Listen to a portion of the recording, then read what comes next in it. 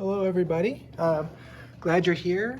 So we're going to be talking about stamp game addition with exchanging. So this is from our point of view. Of course, you would want to face everything towards a child. Our mat should be like this. So with our units on the right, our tens, our hundreds, then our thousands. So again, I said this in a previous video, you don't have to use one of these mats. Many schools don't.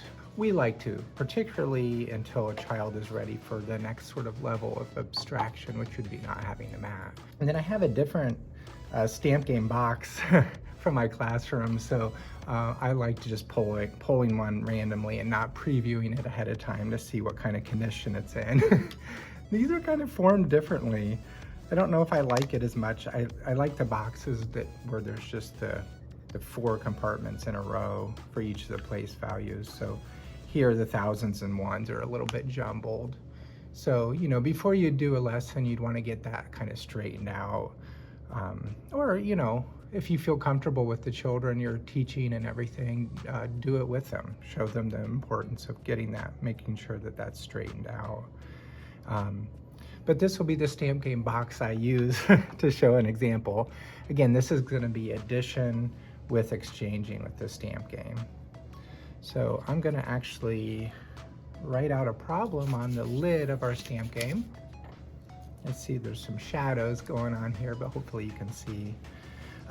So at first, I would not do too much exchanging in one problem.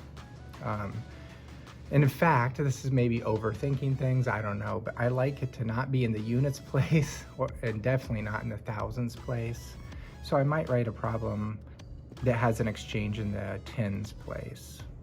I'm using my pen again that has the different colors. That helps. Later on we can switch to all black. Depending on when children are ready, it's very individualized. So let's make an exchange in the tens place. And that's it. I don't want to have another exchange in the problem. So I'm sort of just picking numbers, trying to stay fairly low on this first problem. And if you missed my other videos on this type of teaching, I generally show a problem, we do a problem, or maybe 2 together, and then I would like to leave the child or the group of children with a little bit to try on their own, just to see how they're doing. So here we have a problem of 5,274 plus 2,352. I don't focus a lot on commas here. That's probably controversial. Certainly some teachers would, but I might put the comma between the hundreds and thousands place, sort of based on the culture of the school I'm in, and what the children have learned so far. If they learn that with golden beads, which comes before a stamp game, and I would stick with that. So I've got our problem, and I'm going to lay out those tiles. Now my box is jumbled a little bit, but that's okay. We're going to work with it. So I'm going to lay out the top number, and with that, I can kind of do a little sorting as I do the problem. That's 5,000. And when you're introducing this, it's really important to be pretty neat with it. It doesn't have to be perfect. Sometimes if you make something appear perfect to a child or look really careful, it can be a little intimidating. And remember, they're working on their fine motor skills. And so we all make mistakes. Friends bump our table sometimes. We just do our best. And I like to kind of do some self-talk as I go. So I might be saying these numbers, kind of double checking. Okay, well, before I lay out the bottom number, do I have the top? 5,200, I'm looking at my paper, 74. Okay, looks good, it looks good. These ones and thousands are all jumbled up. Here's one that's worn to be blank. So our bottom number is 2,352. Yeah, some of these tiles are well worn. I think you can buy a stamp game on Amazon for maybe around $30. It's so versatile. Like I said in the overview, you can teach any of the 4 operations with it. So if you're wanting to teach Montessori, it's a pretty low threshold for teaching math operations, so I recommend it. I really like the Montessori website called Montessori Outlet as far as having affordable products. I would recommend them too. Right now, YouTube's not allowing me to link things, so in the description, so you would have to just look those things up.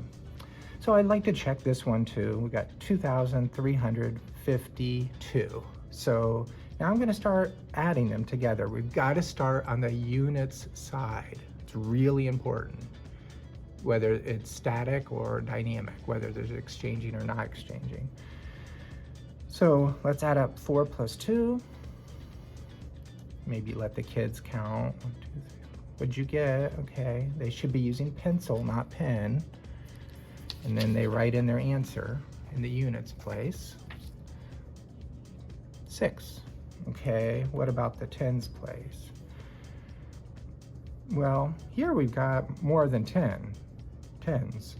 So anytime we have 10, we need to exchange that. Now again, they will have been using the golden beads and other math materials, so they should have this concept pretty well. But you know, you still should mention it, kind of double check. You can count into your hand and a little bit out of your hand into the box. The biggest thing that children make a mistake with here is they want to write down that 2 right then after they traded in 10. Try to get them not to. Try to get them to take and place their extra 100 in the 100 spot. Then they should write down their answer of 2 in the tens place, which really represents 20.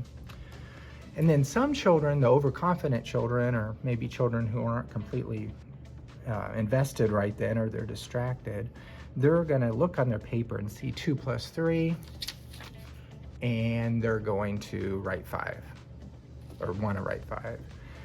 But we had an exchange. It's not 5. 2 plus 3 is 5. But in this problem, we've exchanged 1 more. So you have to make a big kind of stink about this the first time. Really make it a point. Notice, repeat yourself several times. We exchanged 1 from those 10, 1 into the 100 spot. Simple, but to a child, a 6 or 7 year old or something, you want to really make a point of it. So let's look at our thousands. Okay, that looks good. And then we write our answer, and that's 7,626. Maybe then we could add a comma, again, depending on where they're at in their math journey. And that's one problem. Let's go ahead and try a couple more, and we'll let the children try more and more, get more and more hands-on and more involved. All right. I hope you enjoy this content. I hope it's helpful in your teaching and your parenting journey. Thanks so much for watching.